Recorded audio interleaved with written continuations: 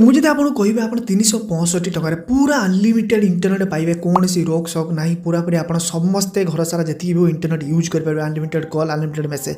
तो आप बर्तमान कहे जियो तो दूसरी अनलिमिटेड कॉल जियो दूसरी unlimited internet Airtel unlimited internet दूसरी। तो मुझे कहना चाहिए जियोर 5G दूसरी आपको अनलिमिटेड ता 349 टकर सबुआड़े जियोर 5G ना एयरटेल 5G दूसरी अनलिमिटेड ता भी मासक पाखापाखि 300 कि 3000 GB ये तार लिमिट अच्छी। किंतु एमती गोटे सिम कंपनी जोटा कि आपको दूसरी मात्र 365 टका जब रिचार्ज करती अनलिमिटेड 4G भाई कौन सी भी नेटवर्क आपको ना BSNL ना एयरटेल ना माने आमर समस्त प्रिय जियो कहीं अनलिमिटेड 4G दौना। तो आप जानता दरकार समस्ते प्राय एबे भी 5G फोन यूज करना 4G फोन रे अटिकी अच्छा। तो आपको जब कौन सी कंपनी 4G अनलिमिटेड दे दिए ता भी 365 टका ताले केते सुविधा हम। तो ये ऑफर नहीं कि आसी वोडाफोन किसी दिन आगु वोडाफोन माने आइडिया पूरा मिसी जाइए किंतु बहुत लेट रे VI एमती गोटे ऑफर देती जोटा कि समस्त लूप होल कौन थी माने समस्त 5G अनलिमिटेड यूज करते किंतु 4G कहीं अनलिमिटेड ना कि वोडाफोन एमती गोटे प्लान नहीं आसी जार ना हो VI बुड़ी जाऊला किसी दिन किंतु जेहेतु वोडाफोन आइडिया मिसी गले तो नौका धीरे धीरे चली। तो एबे भी बहुत जन यूजर देखिए समस्त 5G से अनलिमिटेड पाँच किंतु जो 4G अनलिमिटेड वाला यूजर जो मान एरिया VI बढ़िया नेटवर्क अच्छी तो से माइग्रेट हे जियो और एयरटेल।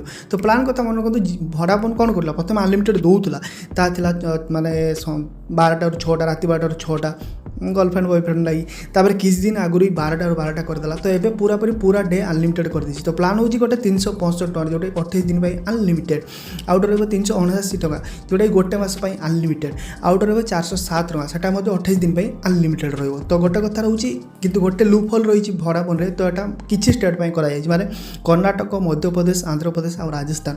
तो आप देखिए आस्ते आस्ते ओडिशा कौन सबुआड़े वोडाफोन ये जिन लगे दब कारण माने एयरटेल काम कर तार क्वालिटी उपरे जियो तार प्रॉफिट उपरे ही काम कर केवल प्रॉफिट देखुची काम सार दूसरी आ BSNL तार 4G उपरे ही काम कर वोडाफोन एबे तार रेट उपरे काम करुँची से चाहूँगी जे एबे कस्टमर मैंने कौन चाहूँगी कारण एबे सुधा भी समस्त मैंने 5G नेटवर्क अच्छी कि 5G फोन ना 5G नेटवर्क भी बहुत आड़े ना तेणु एबे भी 80-90% 4G यूज कर तेणु वोडाफोन गोटे एमती नहीं कि पलि आसी मात्र 365 टका रिचार्ज करूँ घर सारा अनलिमिटेड चलाते मैंने देखो घर सारा ये कहूँ हटस्पट छाड़ी समस्ते चलई पारे। तो जो एरिया एमती तो जियोर 5G भी भल स्पीड ना कह गले सब एरिया जदि आपण एरिया कारण वोडाफोन बहुत यूजर कम अच्छे तेणु स्पीड बहुत बढ़िया मिले।